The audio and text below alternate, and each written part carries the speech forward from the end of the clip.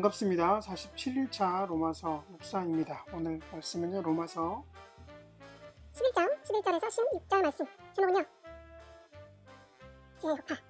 이 말씀 가지고 함께 얘기해 보시죠.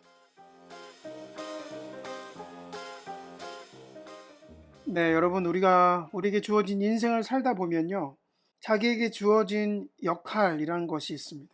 우리에게 주어진 역할. 착실하게 그 일들을 해 나간다는 것, 잘하고 있는 거죠. 잘 살고 있는 거죠. 칭찬받을 일입니다. 근데 우리에게요, 시기와 질투, 이 셈이라 그러죠, 셈.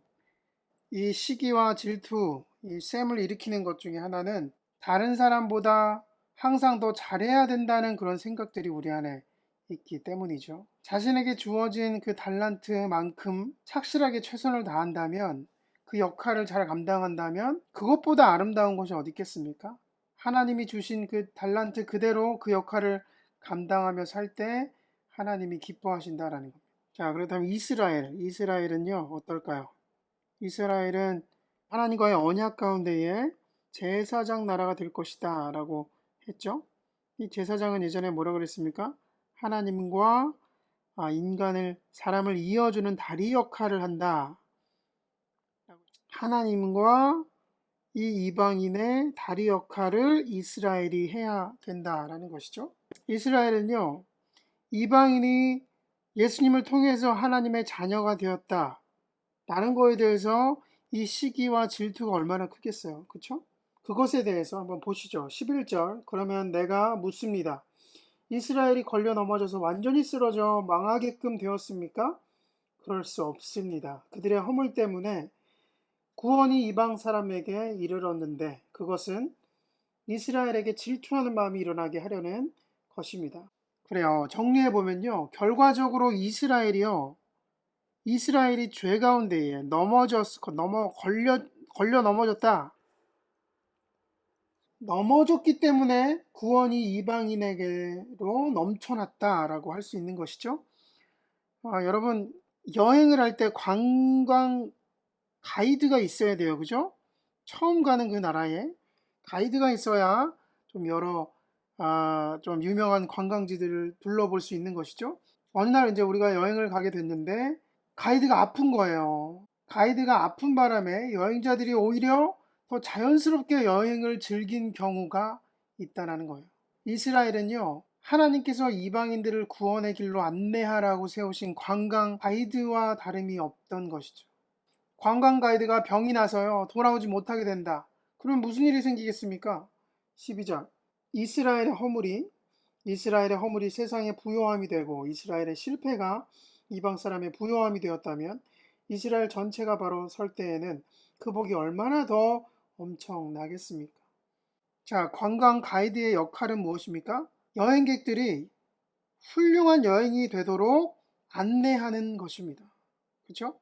그런데 이 가이드가 아팠는데도 불구하고 여행이 즐거웠다. 그건 뭐죠? 가이드가 제 역할을 하게 되어 버린 것이죠. 가이드가 만약에 아프지 않았다라면 어떨까요? 그 역할을 더 충실하게 해낼 수 있다는 거예요.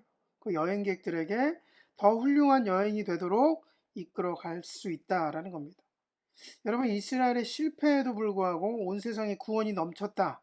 그렇다면 이스라엘이 실패가 아니라 회복될 때는 어떨까요? 회복될 때 얼마나 더 큰 은혜가 넘쳐나겠습니까?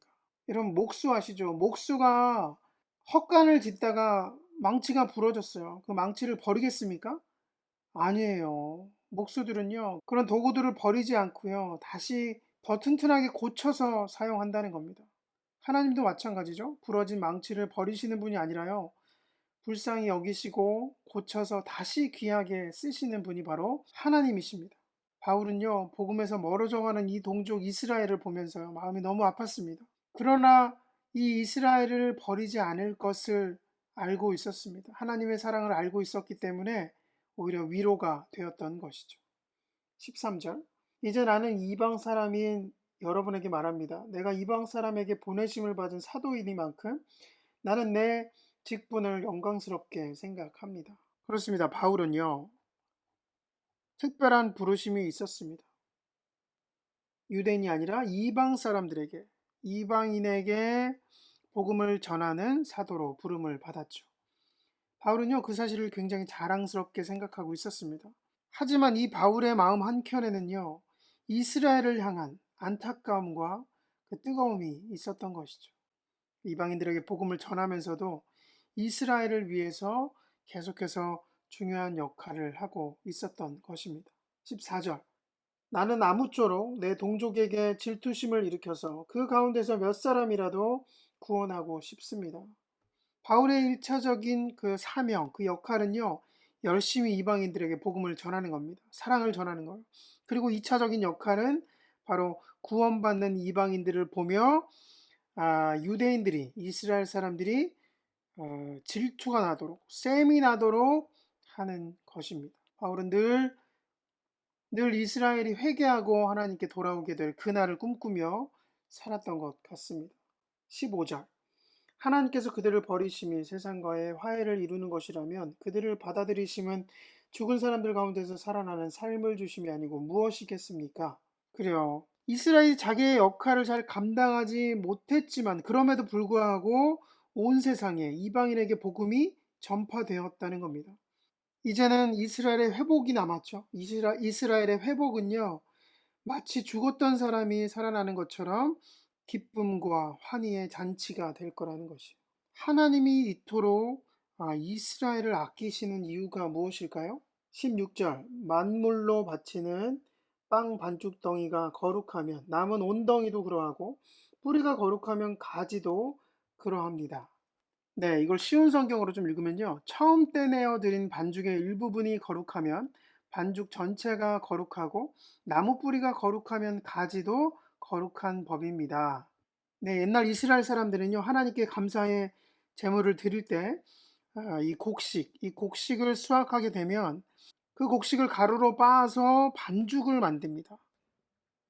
이 반죽에서 일부를 떼어서 하나님께 드리는 거죠. 하나님께 드리는 감사의 표시였던 거예요. 그 떼어서 하나님께 드린 부분이 거룩하면 반죽 덩어리 전체가 거룩한 것으로 여겼다라는 겁니다. 그러니까 요즘으로 말하면 11조랑 비슷하죠? 11조. 그러니까 우리가 열심히 용돈을 모으죠. 용돈을 모아서 또는 열심히 일을 해서 번 돈에서 그 10분의 1을 하나님께 드린다. 그러니까 드리면 우리 삶 전체에 하나님께서 거룩하게 여기시고 복을 더해 주신다라는 의미입니다. 그러니까 바울이 두 가지 예를 들고 있어요. 하나는 이 반죽에 대한 것, 그리고 한 가지는 뿌리에 대한 예, 뿌리와 가지에 대한 예를 들고 있습니다. 네, 이 뿌리는요, 이스라엘의 조상이에요. 이 가지는요, 이스라엘, 현재 이스라엘. 뿌리가 건강하면 비록 가지에 병이 들었더라도 나무는 치료될 수 있다라는 겁니다. 뿌리가 거룩하니까 가지도 결국 거룩해질 수 있다라는 말을 하고 있는 것이죠.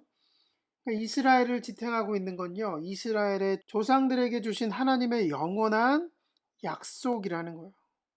비록 이스라엘이요, 제 역할을 못하는 것 같고 하나님께 범죄하고 예수님을 거절했지만 하나님은요, 그들의 조상에게 주신 이 약속을 기억하시고 이 언약을 기억하시고 이스라엘을 보존하신다라는 겁니다. 마침내 회복을 주실 거다라는 겁니다. 사랑하는 여러분, 우리도 늘 그 약속을 기억하며 살아가길 원합니다. 우리에게 성령을 주셨죠. 성령을 통해 우리와 함께 하시고 우리의 삶을 이끌어 가시는 하나님 의지하면서 살아가는 저 여러분 되길 원합니다. 바라기는요, 여러분에게 주어진 역할 잘 감당하길 원합니다. 하나님의 약속 붙들고 시기 질투하지 말고요, 우리와 함께 하시는 그 주님, 성령 하나님 의지하면서 살아가는 오늘 하루 되기를 주님으로 기도합니다.